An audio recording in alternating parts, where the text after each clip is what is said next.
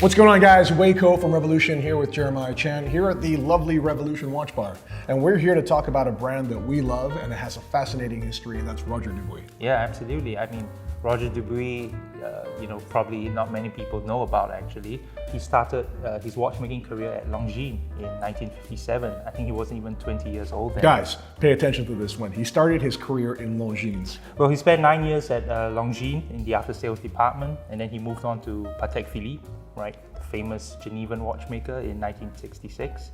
He spent 14 years there as a constructor, developing and designing high complications for Patek Philippe. There's clearly these two brands had a seminal influence on him, and we'll talk about that more later. But it seems like he was also there during this very interesting period where also Laurent Ferrier was there. And if you look at what Roger Dubuis created when he started his brand, and Laurent Ferrier created when he started his brand as well, they were both kind of like their personal interpretations on Patek, right? Would you agree? Yeah, exactly. And I like to think that Patek Philippe is like the crucible, where many watchmakers starting out in their journey kind of refine their skill, refine their aesthetic, and then when they move on to start their own brands, right, you can really see that DNA is still carry on. Absolutely. So in 1980, he strikes out in his zone and he starts his own development company. And the first movement he starts working on together with the legend that is Jean-Marc Wiederick, a guy who's made Van Cleef's Fairy watch. He's also made an Opus watch.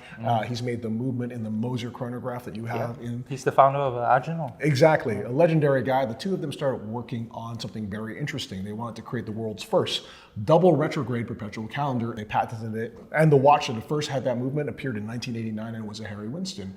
But of course that movement just couldn't be in one watch, and since they owned the rights to it, it seemed only fitting that they would use it for their own brand as well. And so in 1995, when Roger Dubuis created his own brand, he created several different watches, but the most mind-blowing of those all was a watch called the Sympathy double retrograde perpetual calendar. But let's talk for a little bit about the designs of Roger Dubuis. In 1995, when he creates his brand, he launches two models. One is called the Hommage, and I happen to have one on my wrist. We should show it to you guys, it's crazy. And it was made in several different versions. This is the H40, meaning it's 40 mm in diameter. It features a Lemania 2310 movement, which was also the movement that was being used, for example, in the 3970 and the 5970 of Patek Philippe as well. Right? But look at the design and style of that watch. It is a clear homage to a very specific Patek Philippe, the 1463 or Tassi Tondi. Our favorite. When if you turn it on the side and if you look at the pushers, it has the signature fluting of the François Bourgel design case for the 1463. And the applied Breguet numerals? Yes, exactly. And I always love his use of the applied Breguet numerals as well, compounded with these tiny applied dot markers as well, plus this really big, sexy tachymeter scale. And that's kind of how I would characterize Roger Dubuis in 1995 when it first launched. It was kind of like Patek adjacent. Yes, exactly. If it was kind of like Patek, if Patek's cousin also decided to make watches, and he also taught salsa lessons in the evening.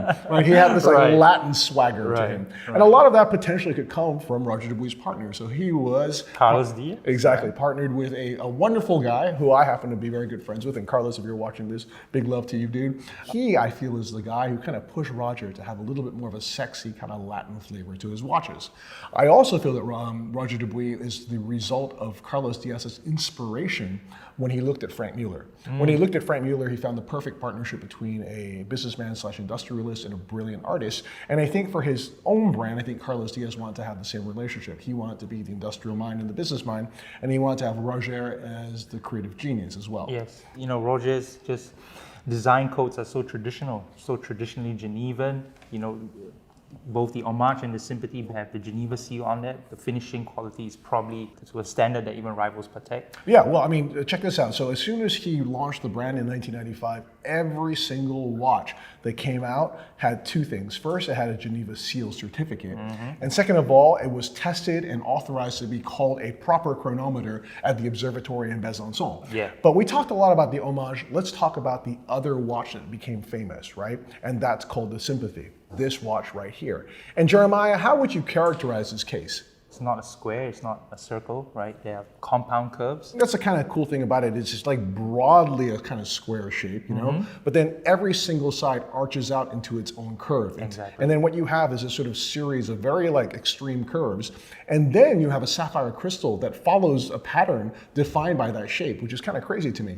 And I've always thought that this watch is, from a design perspective, as wild as kind of creative, and I think potentially as iconic as some of the Louis Cartier's famous watches, or even Jean-Jacques' famous creation, the Crash. Yes, exactly. You can think of it as probably a surrealist expression, right? Yeah, I mean, that's the thing. It's the persistence of memory, which was, of course, that's famous painting by Salvador Dali. When you look at this watch, you also feel, okay, this could be one of those melted watches in there as well. Yeah.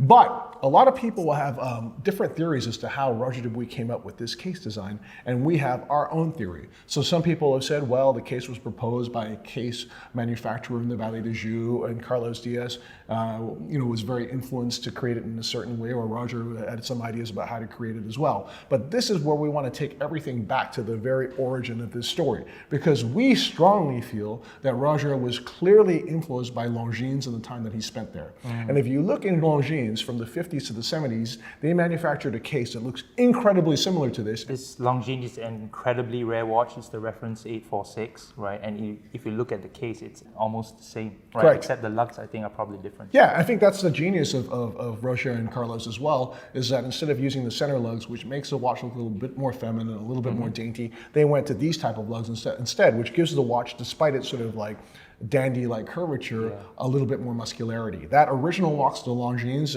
is 30 mm in diameter, and this watch came in two versions, the 34 and the 37, and this is the 37.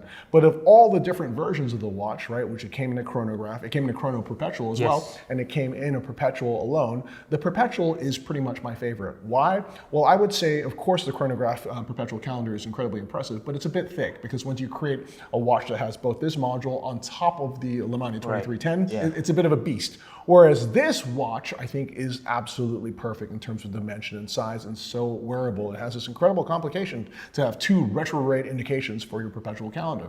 But there's another clue as to why we feel that Roger was inspired by Longines, and that has to do with the movement in his watch, or the base caliber. It's the caliber 990 from Longines, and it was developed in 1977. It's the last movement made by Longines, after they were subsumed by Swatch Group. Yeah, so check this out, right? So if we can say that, first of all, Roger worked at Longines at a very early age, and it was a seminal experience. Second of all, there was a Longines watch that looked exactly like this from the 50s to the 70s, except for the lugs. And third of all, this watch is actually in all versions, all the original versions, is using, except for the chronograph, the Longines 990 as its base caliber. I think that this is basically, when you say sympathy, it's being sympathetic to Longines. Exactly, right? and the homage is to Patek Philippe. Exactly. So what I think is really interesting too is that if you look at the way in which these watches have appreciated, the H40 or the Homage watches have skyrocketed in value, in particular the chronograph versions of this watch, right? So especially in the H40, which is the largest size, probably because people find it to be, from a modern perspective, extremely wearable, right? And these watches they weren't much money, quite a few years ago. I think they were 20, 30 grand. Yeah. And now they've gone to 2 to 3 times that, right? I think so. Yes. Yeah. Now, that having been said, the sympathies haven't really moved that much. And I think it's because people haven't really wrapped their head around, what a cool design this is. I think people look at it and they're like, wow, that's really funky looking, But if you think about it from this perspective, that it's actually a design rooted in the 50s, brought back in the 90s, and when you wear it today, it looks just as cool as the day that it was born. I love that. Now, the other thing to take notice is that we're 2 series of these watches, right? And the first series of these watches is by far, to me, the more collectible. Why? Because if you look at the sapphire crystal is shaped and follows the crazy contours of the case, which also made this watch incredibly expensive to manufacture. And I can assure you it's not easy to make this water resistant, with this kind of design. Correct. With the sapphire crystal shaped, and then you have to have a gasket that's shaped as well.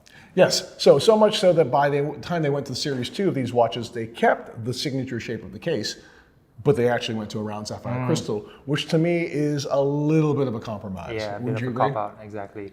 Yeah, and it's taking away from his original idea of having it be reminiscent of his time at Longines. Exactly. We happen to have 2 versions of this watch here at the Revolution Watch Bar. We've got a white dial version of it, double retrograde perpetual calendar, 37 mm Sympathy in white gold, and we also have a white gold black dial version of the same watch.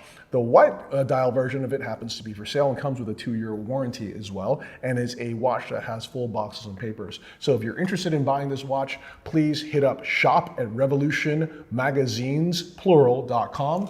And Wei, I believe this is number 2 out of 28. And this That's is a pretty low number. Yeah, and that's the other thing, that every one of these watches, when it was dropped, every sort of iteration was only made in 28 pieces. Yes. And it's really cool that you probably have number 2. I'm wondering who has number 1, maybe Carlos Diaz. Maybe. Yes. Well, anyway, guys, this is to me one of the watches that is really undervalued right now. It is a watch that I think it has like really true potential collectability because of just how original it is. I love the fact that the guy whose name is on the dial also is the inventor of this iconic movement as well. And I love the fact that now it's also a tribute to his journey as a watchmaker. Yeah, completely. Couldn't say it better way. Cool. Thank you, sir. Thanks, Wei. And guys, come on down to the Revolution Watch Bar. Peace. We'll see you soon. Bye.